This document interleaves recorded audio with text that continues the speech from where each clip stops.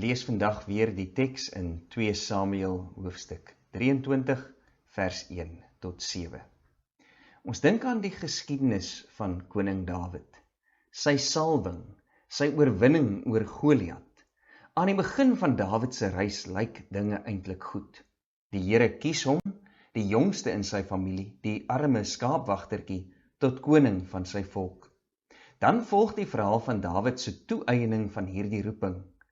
Ons moet iemand wat standvastig is in sy geloof en wat daarna streef om God se wil te soek en te doen, in Dawid herken. Dawid vestig hom deur sy optrede as een van die grootste konings in die geskiedenis van Israel. Ongelukkig kon hy nie op hierdie pad volhou nie. Die hele boek van 2 Samuel vertel ook van sy val. Hy maak 'n string verkeerde keuses en dit alles lei tot die verval van sy koningskap en sy hele familie. Die verhaal eindig met Dawid se koningskap wat net 'n skadu is van wat dit eens was. Dawid het sy bes probeer, maar uiteindelik het dit nie uitgedraai soos hy en ons gedink het dit sou nie.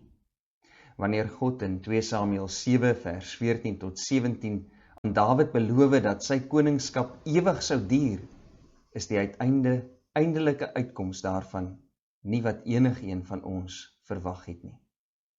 Baie van ons se eie geloofsreis het al in soortgelyke plekke beland.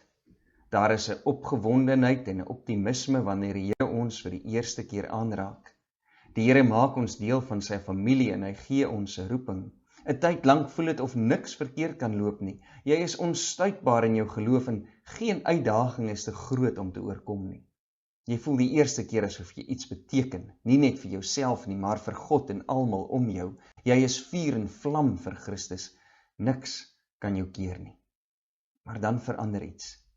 Dis asof hierdie roeping in die werklikheid van die lewe begin wegkwyn. Oor tyd heen is dinge net nie meer dieselfde nie. Uiteindelik wonder ons hoe dit gebeur het, dat ons so ver van God af kan voel. Dink ook aan jou eie pad saam met God. Die goeie en die slegte tye. Dink ook wat verander het. Hoekom jy soms nie so naby aan die Here leef as wat jy wil of as aan die begin van jou reis saam met God nie. Dit kan sekerlik nie altyd net goed gaan nie. Hierdie verhaal van Dawid en die realiteit is natuurlik nie 'n weerspieëling van almal se geloofsreis nie. Ons almal sukkel met ons eie worstelinge en ons eie keuses, reg en verkeerd. 'n Mens moet egter bekommerd wees as dit net die heeltyd goed gaan met almal. Elkeen van ons beleef slegte tye in ons geloof. Tye waarin ons eie roeping bevraagteken en worstel met wat dit werklik beteken om Christus te volg. Ons kan selfs twyfel in ons eie roeping, twyfel in God. Ons kan wonder of ons goed genoeg is vir die Here. Ons probeer gedurig die balans vind op die wipplank tussen goed en sleg. Ons ken die opgewondenheid en diep vreugde in die Here se teenwoordigheid wanneer dit goed gaan. Ons ken ook die worsteling en frustrasie wanneer dinge nie goed gaan nie.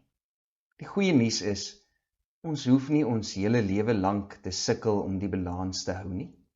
Daar is 'n ander werklikheid waarvan ons moet kennis neem. Dawid het geweet waarvan hy praat, toe hy aan die begin van hierdie gedig oor die goedheid van God gesing het. Net so ken hy ook die werklikheid van die gedig se tweede helfte.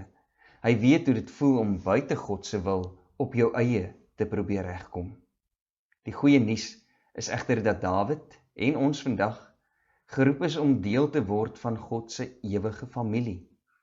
Ons word deel daarvan deurdat God 'n verbond met elkeen van ons sluit. Soos die Here aan Dawid beloof het om hom nooit in die steek te laat nie, so is die Here daar vir elkeen van ons, al is ons nie perfek nie en maak ons foute. Ons hoef nie man of vrou alleen die perfekte voorbeeld van God se liefde en genade te wees nie. Dit is nie waarvoor God Dawid geroep het, toe hy sê sy koningskap vir ewig sou bestaan nie. Dis ook nie waarvoor die Here ons as gelowiges roep nie. Ons werk is om net spieëls te wees wat God se lig reflekteer. Ja, dowwe, selfs gekraakte en soms stikkende spieëls.